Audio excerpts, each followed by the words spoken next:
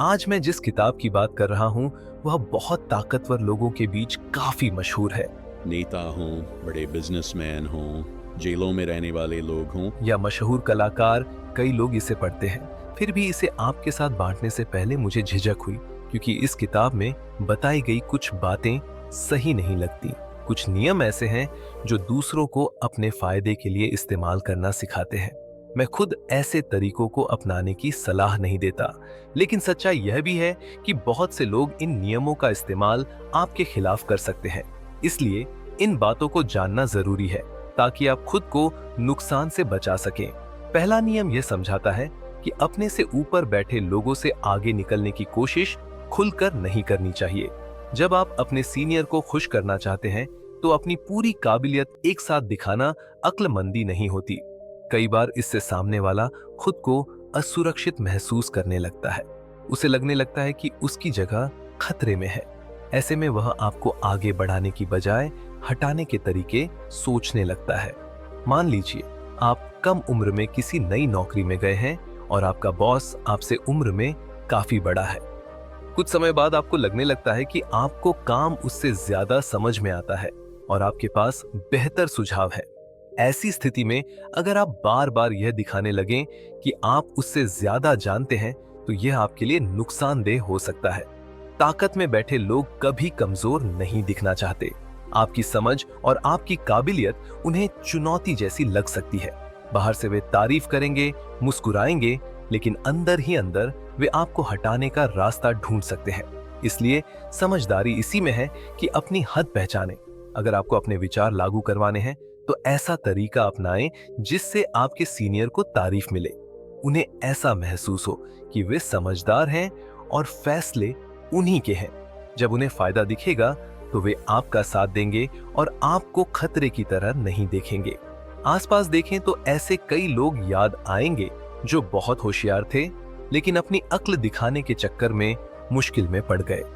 जैसे स्कूल में कोई छात्र जो हर समय खुद को टीचर से ज्यादा समझदार साबित करने की कोशिश करता था और आखिर में उसी टीचर से अच्छे नंबर पाने के लिए तरसता रह जाता था। दूसरा नियम यह सिखाता है कि हर दोस्त पर जरूरत से ज्यादा भरोसा करना सही नहीं होता। असली समझ यह जानने में है कि किस हालात में कौन सा इंसान आपके काम आ सकता है।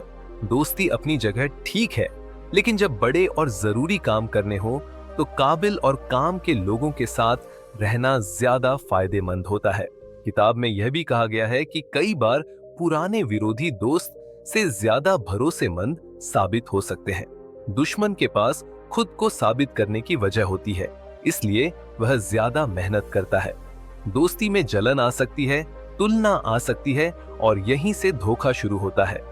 दोस्त कई बार आपकी तरक्की को सीमित कर देते हैं क्योंकि उनके साथ पेशेवर दूरी बनाए रखना मुश्किल हो जाता है। इसका मतलब यह नहीं कि हर दोस्त बुरा होता है, बल्कि यह समझना जरूरी है कि किससे दोस्ती निभानी है और किसके साथ काम करना है। जब आप यह फर्क समझ लेते हैं तो आप खुद को बेवजह के नुकसान से बचा पाते हैं और दूसरों के चालाक तरीकों का शिकार होने से भी। दोस्त हमेशा दिल से सच्चे हों यह जरूरी नहीं होता। कई बार वे अपनी भावनाएं साफ साफ नहीं बताते और उनके मन में क्या चल रहा है यह समझना मुश्किल हो जाता है। आमतौर पर लोगों को यह मानना अच्छा लगता है कि उन्होंने जो कुछ भी पाया है वह अपनी मेहनत से पाया है। इसी वजह से कोई दोस्त आपके किए हुए एहसानों को धीरे धीरे नजरअंदाज कर सकता है और खुद से यह मानने लगता है कि उसने सब कुछ अकेले हासिल किया है। समय के साथ दोस्ती में यह सोच चुपचाप दूरी पैदा कर देती है। एक और अहम बात यह है कि जरूरत से ज्यादा बोलना अक्सर नुकसान करता है। जितना ज्यादा आप बोलते हैं उतना ही कम आप असरदार और संतुलित लगते हैं। साथ ही यह खतरा भी बढ़ जाता है कि आप कुछ ऐसा कह दें जो बाद में आपके खिलाफ चला जाए। ताकतवर लोग आमतौर पर कम बोलते हैं। उनकी खामोशी उन्हें गंभीर और रहस्यमय बनाती है, क्योंकि सामने वाला समझ ही नहीं पाता कि वे क्या सोच रहे हैं। खासकर इंटरव्यू या सौदेबाजी के समय यह बात बहुत काम आती है। अगर आप खुद पर ध्यान दें तो आप महसूस करेंगे कि बेवजह बोलना कब शुरू हो रहा है। कई बार सामने वाला चुप रहता है और आप उस खामोशी से असहज हो जाते हैं। ये चुप्पी अजीब लगती है और आप उसे तोड़ने के लिए कुछ भी बोल देना चाहते हैं। अक्सर इसी पल में इंसान जरूरत से ज्यादा जानकारी दे देता है या ऐसी बात कह देता है जो उसे नहीं कहनी चाहिए। अनुभवी बातचीत करने वाले लोग यही जानते हैं। वे अपनी बात कम शब्दों में कहते हैं और फिर चुप हो जाते हैं ताकि दूसरा व्यक्ति बोलने लगे और अपनी पोजीशन कमजोर कर बैठे। सिर्फ शब्दों से जीतने की कोशिश अक्सर टिकाऊ नहीं होती। असली ताकत काम करके दिखाने में होती है। जब आप बिना बहस किए अपने काम से लोगों को यकीन दिला देते हैं तो उसका असर गहरा होता है। शब्दों से जीती गई बहस थोड़े समय की होती है और अक्सर सामने वाले के मन में कड़वाहट छोड़ जाती है। इसके उलट आपका काम बिना किसी टकराव के आपकी बात साबित कर देता है।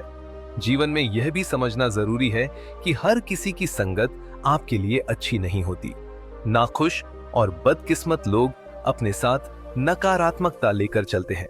उनकी भावनाएं बीमारी की तरह फैलती हैं। आपको लग सकता है कि आप किसी की मदद कर रहे हैं, लेकिन कई बार आप खुद उसी दलदल में खींचते चले जाते हैं। जो लोग बार बार मुसीबतों में फंसते हैं, नियम तोड़ते हैं या गलत रास्ते चुनते हैं, वे अनजाने में आपको भी उसी दिशा में ले जा सकते हैं। इसलिए बेहतर है कि खुश, सकारात्मक और आगे बढ़ने वाले लोगों के साथ रहें। और जब कभी आपको किसी से मदद मांगनी हो तो दया या पुराने एहसानों की याद दिलाने से बचें। लोगों को यह बताना ज्यादा असरदार होता है कि आपकी मदद से उन्हें क्या फायदा मिलेगा। इंसान आमतौर पर अपने हित को पहले देखता है। जब उसे लगे कि आपकी मदद करने से उसका भी कुछ भला होगा तो वह ज्यादा आसानी से आगे आता है। अगर सामने वाले को आपकी बात में अपना कोई फायदा नहीं दिखेगा तो वह आपको अनदेखा करने का तरीका निकाल ही लेगा। इसलिए जब भी आप किसी से कुछ मांगें तो अपनी बात इस तरह रखें कि उसे साफ दिखे कि इसमें उसका क्या लाभ है। जिस पल उसे अपने लिए कुछ मिलता नजर आएगा, उसी पल उसका जवाब भी बदल जाएगा। जब मैंने वीडियो बनाना शुरू किया तब मैंने लोगों से राय मांगनी शुरू की। एक दिन मैंने अपने एक दोस्त को फोन किया और उससे कहा कि क्या वह मुझे 10 मिनट दे सकता है ताकि मैं उसका फीडबैक ले सकूं। फोन उठाते ही उसने थकान का बहाना बना दिया और बात टालने लगा। उसी समय मुझे समझ आ गया कि मेरा तरीका सही नहीं है। मैंने बात आगे नहीं बढ़ाई और सहजता से कहा कि कोई बात नहीं, बाद में देख लेंगे। फिर मैंने यूं ही कहा कि मैंने सुना है तुम कोई प्रॉपर्टी खरीदने की सोच रहे हो, अगर चाहो तो कॉफी पर मिल सकते हैं। मैंने हाल ही में खुद एक प्रॉपर्टी ली है, शायद कुछ काम की बातें बता सकूं। कुछ सेकंड तक वह चुप रहा, फिर उसने फ्लैट को लेकर सवाल पूछने शुरू कर दिए। उसी दिन हम कॉफी पर मिले। मैंने उसे अपनी जानकारी के हिसाब से सब कुछ बताया और बातचीत के आखिर में आराम से उससे पूछा कि क्या वह मुझे अभी अपना फीडबैक दे सकता है। उसने बिना हिचकिचाए हाँ कहा और मदद कर दी। इसे आप चाहें तो चालाकी कह सकते हैं, लेकिन असल में यह सही ढंग से बात रखने का तरीका है। इंसान स्वभाव से अपने फायदे के बारे में सोचता है। ये बात कड़वी लग सकती है, लेकिन सच यही है। हमारे दिमाग में हर समय एक ही सवाल चलता रहता है कि इसमें मुझे क्या मिलेगा। अगर कुछ हासिल होता ना दिखे तो ज्यादातर लोग आगे कदम नहीं बढ़ाते। इस बात को खास तौर पर तब याद रखें जब आप किसी ऐसे व्यक्ति से मदद मांग रहे हो जो आपसे ज्यादा अनुभवी या समझदार हो। ऐसे लोग अपना समय यूं ही नहीं देते, इसलिए पहले उनके काम को समझें। यह जाने कि आप उनकी किस परेशानी को हल कर सकते हैं और उनसे कुछ मांगने से पहले अपनी तरफ से समाधान रखें। एक और जरूरी बात यह है कि जो भी करें पूरे भरोसे के साथ करें। अगर आप खुद ही डरे हुए हैं या मन में शक है तो कोशिश करना भी बेकार हो जाता है। हिचकिचाहट आपके काम में साफ दिखती है। डर के साथ किया गया काम अक्सर आधे रास्ते में ही टूट जाता है। अगर करना है तो पूरे साहस के साथ करें। निडर होकर की गई गलती को भी साहस से ही सुधारा जा सकता है। लोग हिम्मत की इज्जत करते हैं, डरपोक इंसान को कोई गंभीरता से नहीं लेता। कुछ साल पहले मेरे एक दोस्त को एक ऐसी नौकरी के इंटरव्यू के लिए बुलाया गया जिसके बारे में उसे ज्यादा जानकारी नहीं थी। फिर भी उसने इंटरव्यू पास कर लिया और नौकरी भी मिल गई। जब मैंने उससे पूछा कि यह कैसे हुआ, तो उसने बताया कि कई सवालों के जवाब उसे नहीं आते थे, लेकिन उसने हर बार यही दिखाया कि वह सीख सकता है और मेहनत करने को तैयार है।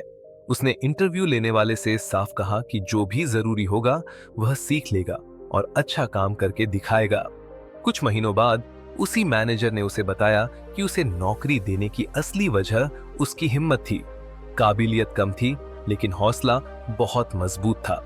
ज्यादातर लोग तो ऐसी नौकरी के लिए आवेदन करने की हिम्मत भी नहीं जुटा पाते। और आखिर में एक बहुत काम की बात यह है कि जिन चीजों को आप पा नहीं सकते, उनके पीछे अपनी ऊर्जा बर्बाद न करें। उन्हें छोटा समझें और नजरअंदाज कर दे।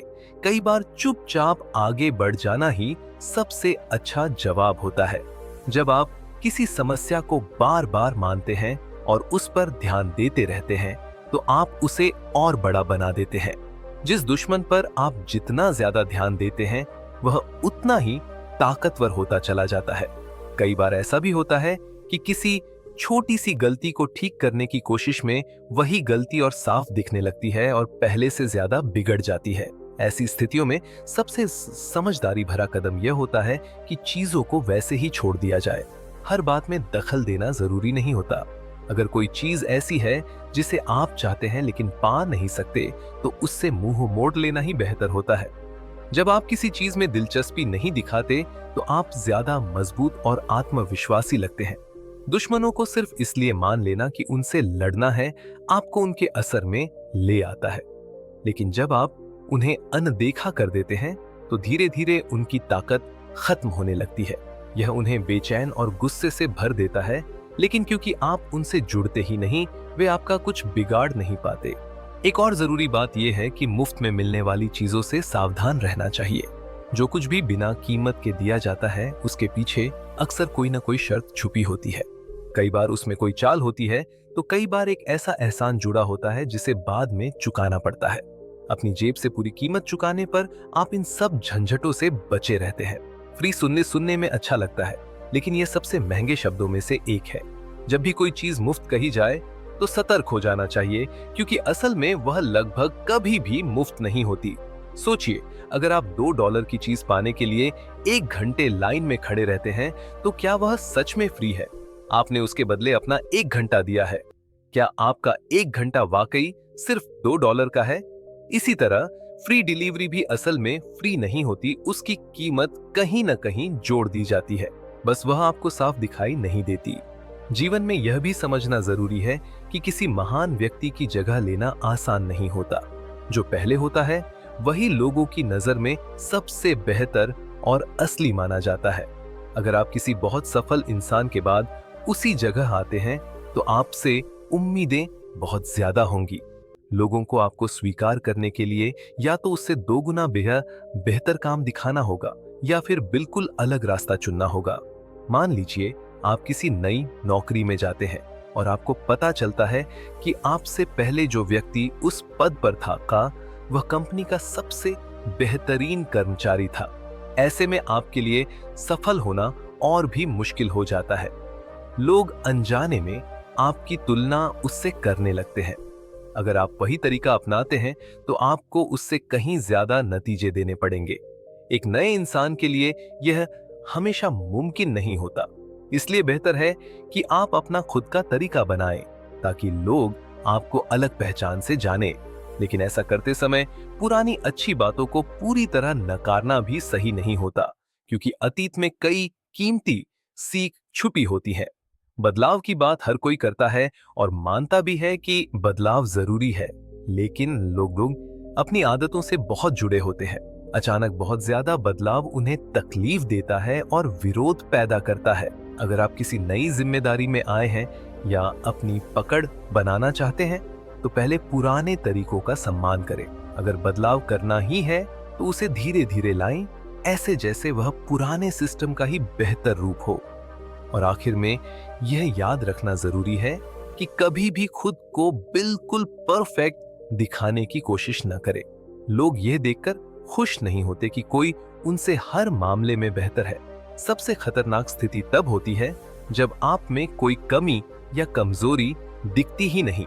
इससे जलन जन्म लेती है, और जलन चुपचाप दुश्मन बना देती है। कई बार अपनी छोटी मोटी कमियां दिखा देना समझदारी होती है, ताकि लोग खुद को आपसे जुड़ा हुआ महसूस करें। जिंदगी की दौड़ में बहुत कम लोग आगे निकल पाते हैं, और जो निकलते हैं वे अपने आसपास के लोगों में जलन जगह ही देते हैं। जब आप सफल हो जाते हैं तो सबसे ज्यादा खतरा बाहर के लोगों से नहीं, बल्कि अपने ही दायरे के उन लोगों से होता है जो कभी आपके बराबर थे और अब पीछे छूट गए हैं।